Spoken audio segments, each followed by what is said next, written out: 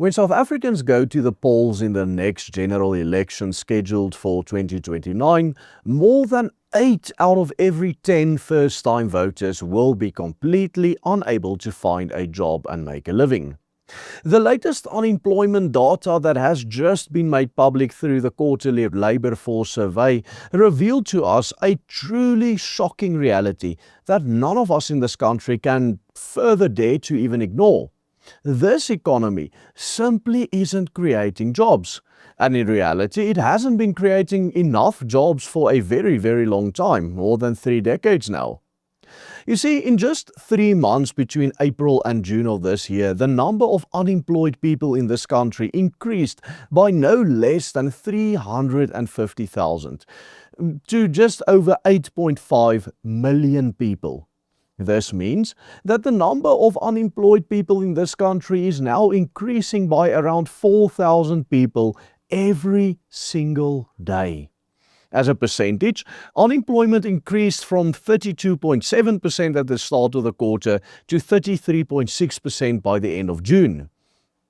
However, the expanded unemployment rate that actually measures exactly how many people are not doing any jobs, which is a much fairer reflection of what is actually going on, as this also includes those from this that are discouraged from actually looking for jobs, who have left the labour market completely, now sits at an astonishing 44%, or just under 1 out of every 2 people in this country. And looking at the sectors in which these jobs are being lost paints an even grimmer picture. The mining, manufacturing and agricultural industries were hit particularly hard, and these are the industries that constitute the very backbone of our entire economy, and also the industries in which the largest number of people actually work.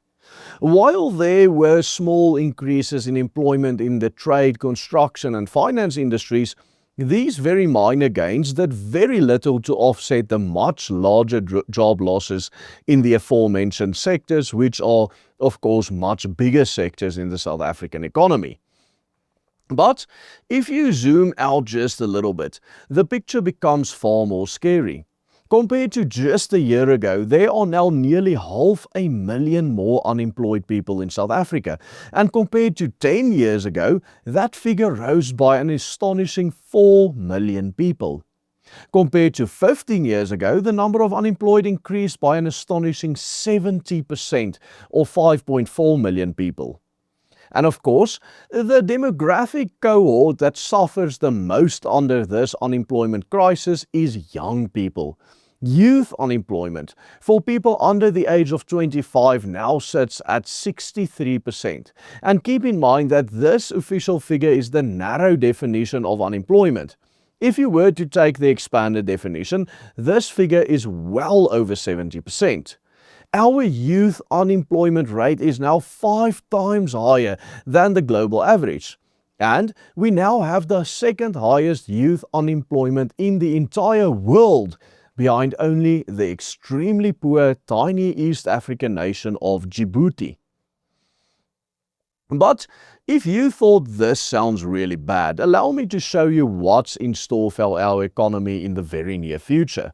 Because barring a divine intervention at this point, we are heading for something much worse. According to the latest data, South Africa's labour force accounting for immigration is expected to expand by a further 2 million people over the next 3 years. According to the latest mid-year population statistics released by Stats SA, South Africa's population is now estimated to be around 63.5 million people. And if you break this down by age, over the course of the next 3 years, a further 3 million young people will reach working age, with only around 1 million crossing the age of 65 over the same period. All of this means that in order to simply maintain the current massive unemployment rate without even improving it, our economy needs to generate almost 1 million new jobs by 2029. But of course, we know this is probably not going to happen because at the current rate, if you use the data from the latest quarter, we are actually losing nearly 100,000 jobs a year at current trends. Even if the unemployment numbers were to remain fairly stagnant, the overall unemployment rate would skyrocket to a 37% in the narrow definition and almost 50% with the broad or expanded definition. And so, if nothing changes for this economy, broad youth unemployment in this country among 16 to 24-year-olds would be well over 80%. This means that 8 out of every 10 first-time voters in the next general election will be unemployed. When one sees these downright depressing statistics and trajectories, you have to seriously ask yourself as a South African whether this entire Rainbow Nation democratic project was truly worth it. Even if you are left-leaning and if you hold the most egalitarian, democratic, leftist even ideals imaginable, you have to look at this economic disaster that is about to unfold right before your very eyes and ask yourself, is this really worth it? Is it really worth fighting for a system that is failing the young people of this country of every race at every turn and in every way imaginable?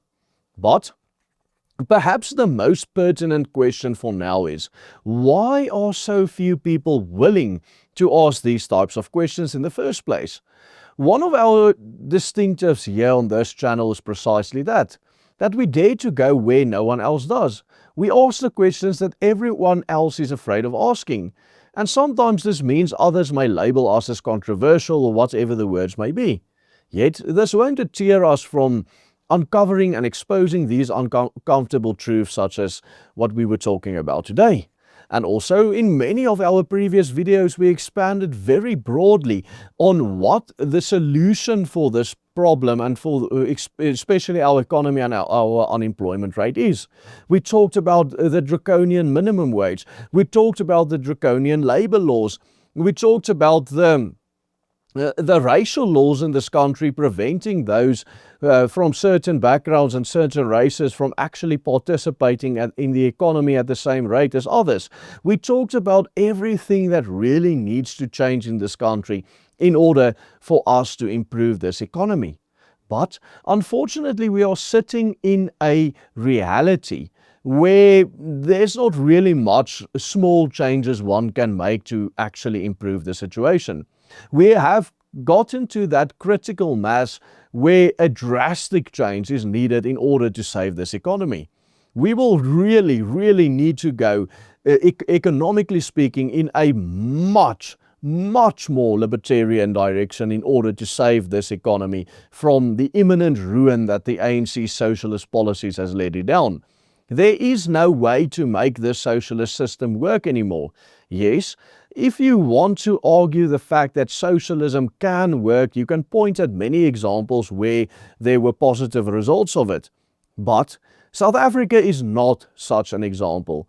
It never has been such an example. Since the ANC took over this country, our government sector has deteriorated to such an extent that the socialism that we are currently experiencing is basically just us throwing our money in the water or the infinitely deep pit of corruption and incompetence, and we get nothing in return for it.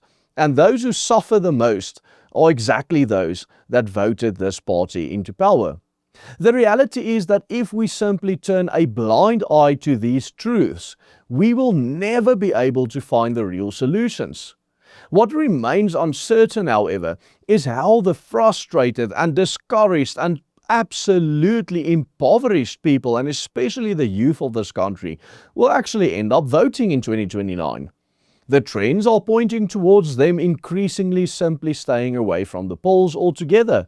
Because even young black people in this country who may have lost all trust in all three major offshoots of the ANC, the EFF and the MK party, our major Pan-Africanist parties, would much rather spend a day at home drinking than actually going out to vote for even a liberal party such as the Democratic Alliance, because they see the Democratic Alliance, despite their leftist agendas, despite their liberal ideals, as just another white party.